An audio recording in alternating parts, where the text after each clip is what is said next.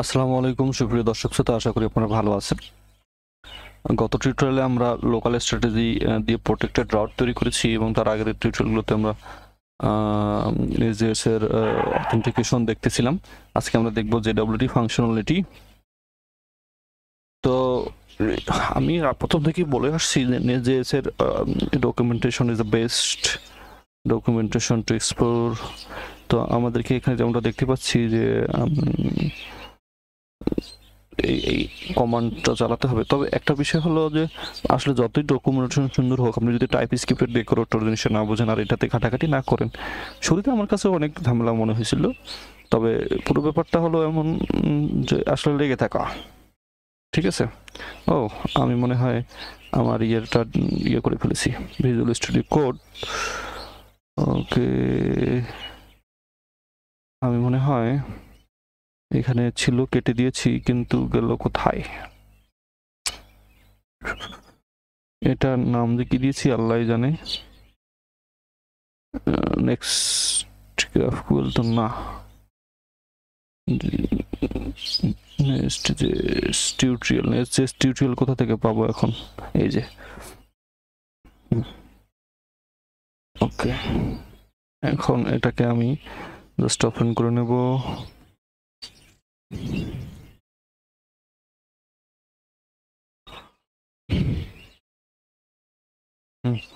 আচ্ছা, তো এখন আমাদের বেশ কিছু জিনিস বাদ দিতে হবে আসলে, কারণ লোকাল স্ট্র্যাটেজি যেমনভাবে চেক করছিল আমাদের যে ডাব্লিউটি অথেন্টিকেশন কিন্তু সেভাবে কাজ করবে না।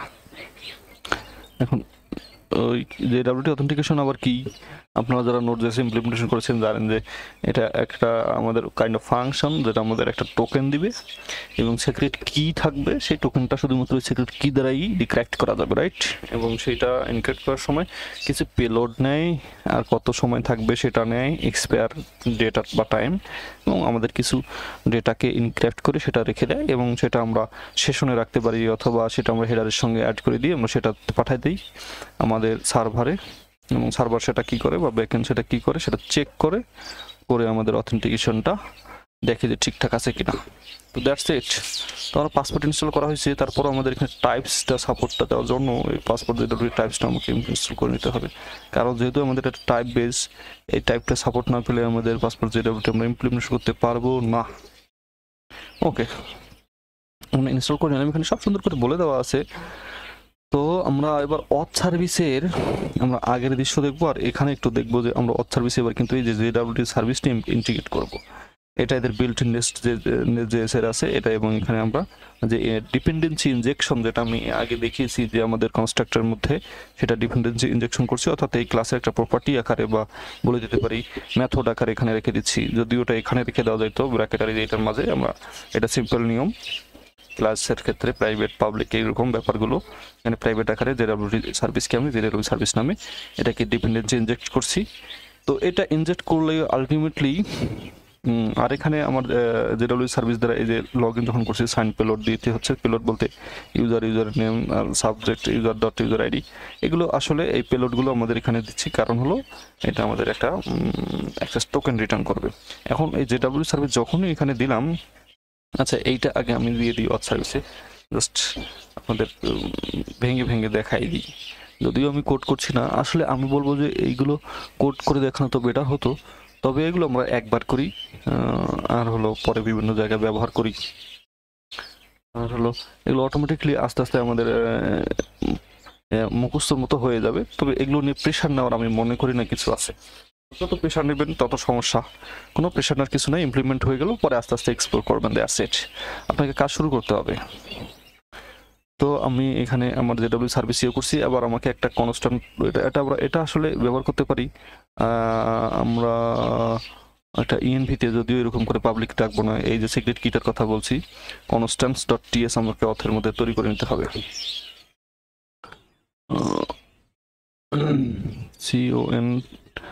CONSTANT কনস্ট্যান্ট ডট টিএস, এইটাকে এখানে করে নিতে হবে। এখানে জাস্ট এটাকে এখান থেকে সিক্রেট কি এক্সপোর্ট করে দিতে হবে, দ্যাটস ইট। যে সিক্রেট কিটা ব্যবহার হবে। এবার আমার অথ মডিউল যেটা আছে, এবার আমি অথ মডিউলেও ওই যেটা সার্ভিসটা আমি ইয়ে করলাম সেটা তো এখানে আছেই, কিন্তু এখানে রেজিস্টার করতে হবে সেটাকে, ঠিক আছে। তো অথ মডিউলে রেজিস্টার করার জন্য আমি জাস্ট পুরো মডিউলটা এখানে ইয়ে করে নিচ্ছি। তবে এই পুরো বিষয়গুলো আবার যদি আমি গ্রাফকুয়েল ইন্টিগ্রেশন করি, this will be so different, because GraphQL integration করলে তো আমার একটার আউট হবে, সেখানে কিছুটা ব্যতিক্রম হবে। ওগুলো গ্রাফকুয়েল আমি যখন এখানে ইন্টিগ্রেশন করব সেটা আলাদা রকম হবে, সেটা পরে। আচ্ছা, আমি এবার অথ মডুলে দিয়েছি, এবার অথ কন্ট্রোলারেও কিছু জিনিস চেঞ্জ করতে হবে। যেমন আমার এখানে লোকাল অথ গার্ড ছিল, যেটা যে now we can update auth login route, আমি এটা এরকম ছিল লোকাল অথ গার্ড, এটা আমার এখানে চেক করে দেখতে হবে যে ঠিকঠাক কাজ করছে কিনা। আর থিঙ্ক লোকাল অথ গার্ড অথ সার্ভিস, এখানে কি চেঞ্জ করলো, রিটার্ন টু এ জেডব্লিউটি। আচ্ছা, এখানে আসলে তেমন কোনো চেঞ্জ নাই, লোকাল অথ গার্ডটা ইউজ করছি। তবে লোকাল অথ গার্ড